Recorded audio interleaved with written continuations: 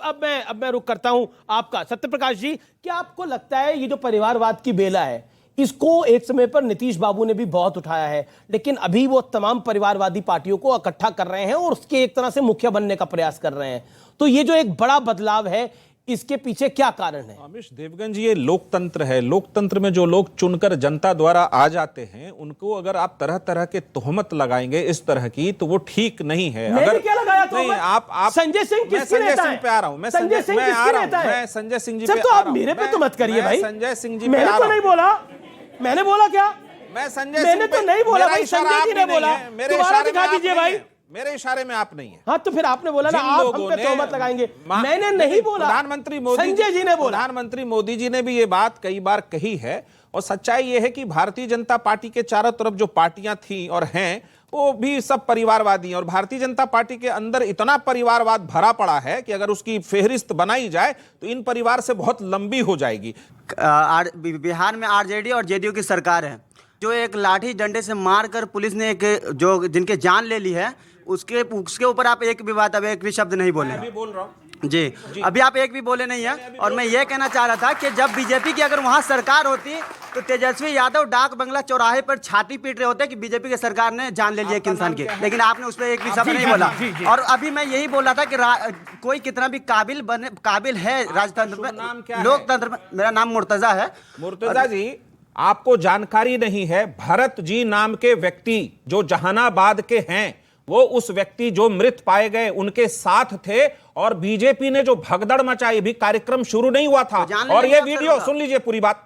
और ये video Janata Dal United के राष्ट्रीय अध्यक्ष माननीय श्री ललन जी ने ट्वीट करके पूछा है भाजपा से कि इतनी बड़ी झूठी पार्टी, इतना बड़ा झूठ कि लाश पर राजनीति कर रहे हैं। वो व्यक्ति कार्यक्रम शुरू होने के पहले, आंदोलन शुरू होने के पहले जब भीड़ जा रही थी, वहां पे गिर के मृत पाए गए और उनके परिवार के प्रति पूरी सहानुभूति और बहुत दर्द है हमें। भाजपा को माफी मांगनी चाहिए, उस व्यक्ति को मार दिया। इन्हें क्यों डांट रहे हैं? सरकार को मांगना चाहिए सर, बिहार सरकार को माफी मांगना चाहिए और बिहार पुलिस को माफी मांगना चाहिए। बिल्कुल, मैं ये बोला था कि राजा का बेटा राजा नहीं बनेगा। क्या बोला आपने?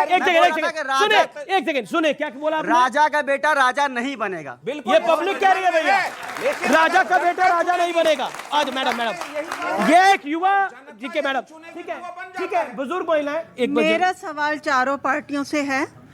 पूरी जिंदगी कार्यकर्ता मेहनत करता है, लेकिन जब टिकट बंटने का टाइम होता है तो राजनेता के बेटे, दामाद, बेटियां, बहुएं, यही सब योग्य होते हैं। कार्यकर्ता कहाँ जाता है उस वक्त? कार्यकर्ता कहाँ जाता है? ओके, ये बहुत अच्छा पॉइंट है। और देखिए, ये सवाल शुभराष्ट्रा किसी को ये कोई नेता नहीं है, ये पब्लिक है और यही लोग आगे जाके वोट भी करते हैं बाहर जब वोट डालना होता है। क्या आपको लगता है परिवारवाद कोई विषय नहीं है इस देश के अंदर?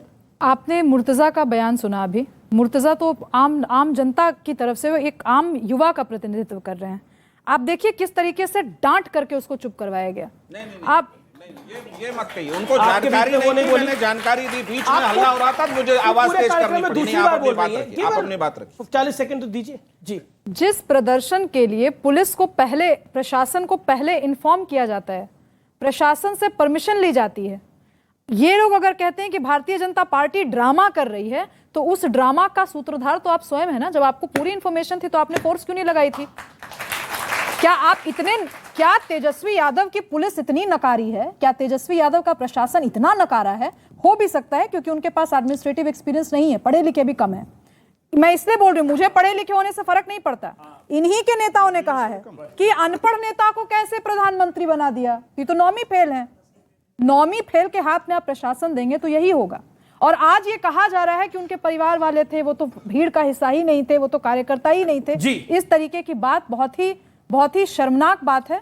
पूरी रिस्पॉन्सिबिलिटी अगर तेजस्वी यादव ले लेते तो आज अपने पिता से तेजस्वी यादव क्यों बोल रही है? नीतीश सीएम है, क्या तेजस्वी सीएम है? क्या तेजस्वी जी ही डिफैक्टो सीएम है। आप आज किसी भी नॉर्मल व्यक्ति से बिहार में बात कर लीजिए, जनता हो या प्रशासन का व्यक्ति हो, ऑफ द रिकॉर्ड आपको आपने धो डाला है ये बात बोलकर। राजा का बेटा राजा, जो बात वहां से आई मुर्तजा ने बोली, जो मुर्तजा ने बात कही, वो एक आम युवा की आवाज है। देश का पल्स यही है कि राजा का बेटा राजा नहीं बनेगा अगर वो काबिल नहीं होगा। जी, एक सवाल लगातार ये पूछा जा रहे सवाल। ओके, सवाल किससे? आपका मेरा सवाल है गौरव भाटिया जी से। जी और बहुत मतलब गंभीर सवाल। हाँ बोलिए। आप लोगों को जो विपक्ष की जो गठबंधन है और जो बीजेपी का महागठबंधन है, आपको क्यों परेशानी हो रही है विपक्ष के गठबंधन से? गठबंधन तो आपका भी है सर, बीजेपी का भी तो महागठबंधन है। अच्छा सवाल, अच्छा सवाल, जोरदार तालियां इस सवाल के लिए। गठबंधन तो आपका भी है, उनके गठबंधन को ठगबंधन क्यों कहते हैं? और आपका गठबंधन जिसमें भी कई और परिवारवादी हैं, एक और परिवारवादी बादल फैमिली को भी आप लेके आना चाहते हैं, तो आपका गठबंधन पाक साहब, ये अबे दुबे बेचारे का गठबंधन खराब है, ऐसा क्यों? क्यों? मैं बता रहा हूं जी देखिए, सबसे पहले तो एक बात कहूंगा, परिवारवाद की बात हो रही थी, यहाँ जनता में तमाम ऐसे युवा बैठे हैं, महिला बैठी हैं, जो अगर सपना देखेंगे देश का प्रधानमंत्री बनना है या पार्टी का अध्यक्ष बनना है, भारतीय जनता पार्टी में तो संभव है, यहाँ चांस नहीं लगेगा। हमारी पार्टी ने कभी एक परिवार के 2 सदस्य ऐसे नहीं है जो अध्यक्ष बने या प्रधानमंत्री। अटल बिहारी वाजपेयी जी और नरेंद्र मोदी जी एक परिवार से नहीं आते। अध्यक्ष जब से पार्टी बनी है तब से एक परिवार का कोई नहीं है। आपने कहा मुझे क्या समस्या है भाजपा को दूसरे के ठगबंधन से, हम उसे ठगबंधन कहते हैं। मैं आपको क्यों कहते हैं? ये सवाल मैंने मैं बिल्कुल अभी बताऊंगा इसी सेगमेंट में। भाई साहब, मैं एक बात बता दूं, ये 23 हो, 25 हो, 50 हो, दगे कारतूस है, दगे कारतूस चलते नहीं है। और विरोधाभास देखिए मैं लेके आया हूं, ये कह रहे थे दोषारोपण तो 27 जुलाई को उठ गई, 23 जून को बैठक, 27 को बेचैनी, आप ही चुप करा लीजिए। देखिए 9 मंत्री को शपथ दिलाया, दहशत की राजनीति, डर हुआ, मोदी जी को लग गया। एक बात बताइए, हर बार अगर इस तरह से कोई बीच में बोलने लगेगा, ये क्या उचित तरीका है? ये इनकी घबराहट दिखाता है, इनको डर लगता है। भाजपा के प्रवक्ता दहाड़ेगा, मुझे चूहे की तरह चुपचाप पड़ेगा, इसलिए उसके बाद मोदी जी ने रात में दबे पांव एनसीपी में सेंध मारा, लोगों को मंत्री का शपथ दिला दिया। जनाब एक बात बताइए, एक सेकेंड, आप घर में एक साथ रहते हो, मैं एक सवाल पूछ रहा हूं, आप लोग घर में एक साथ रहते हो, अब ये आप लोग बहने हैं दोनों?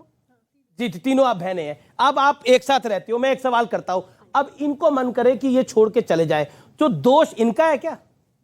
इनका दोष है या इनका दोष है? जोत किसका है? अरे पार्टी, आपका एक पार्टी टूट गई, आप कमाल का लॉजिक दे रहे हैं। 27 जुलाई को सीधा चुनौती दे रहे हैं, डरा रहे हैं कि आपको ईडी अच्छा ठीक है, जवाब गारंटी ले रहे हैं, अरे प्लीज अभी ऐसा मत कराइए,